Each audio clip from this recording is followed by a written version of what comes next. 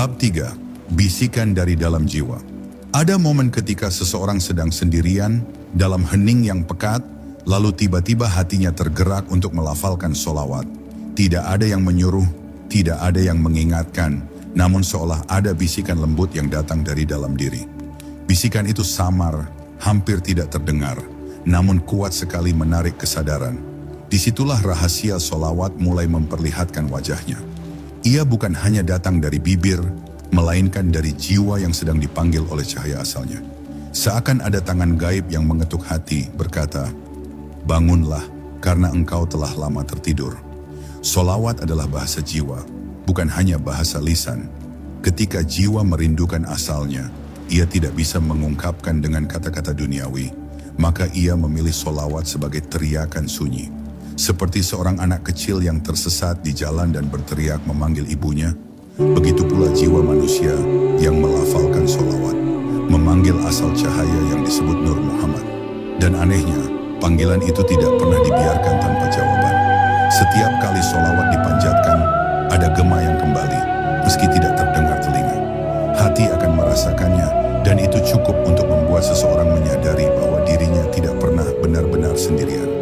Para arif mengatakan, bisikan itu adalah tanda bahwa Nur Muhammad sedang mengetuk pintu jiwa. Tidak semua orang mendengarnya, karena sebagian besar manusia terhanyut oleh kebisingan dunia.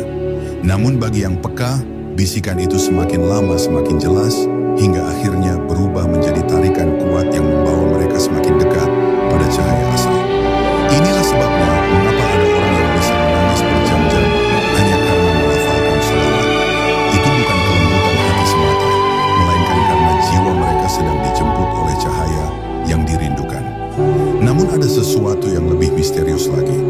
Semakin sering sholawat dilantunkan, semakin kuat pula bisikan itu. Ia bisa muncul dalam mimpi, dalam renungan malam, atau bahkan dalam kesunyian ketika seseorang sedang sendiri. Kadang terasa seperti ada suara yang mengingatkan untuk tidak berhenti, untuk terus melanjutkan lantunan meski tanpa suara. Seakan ada pesan tersembunyi bahwa sholawat bukan sekadar ibadah, melainkan panggilan pulang. Panggilan menuju asal mula jiwa, panggilan menuju Nur Muhammad. Di titik ini, pertanyaan besar muncul.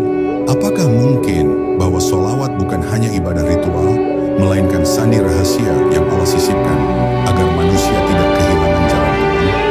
Jika iya, maka setiap kali kita bersholawat, sebenarnya kita sedang merespons panggilan itu. Tanpa sadar sedang menapaki jalan menuju sebuah cahaya yang telah ada sebelum dunia ini tercipta.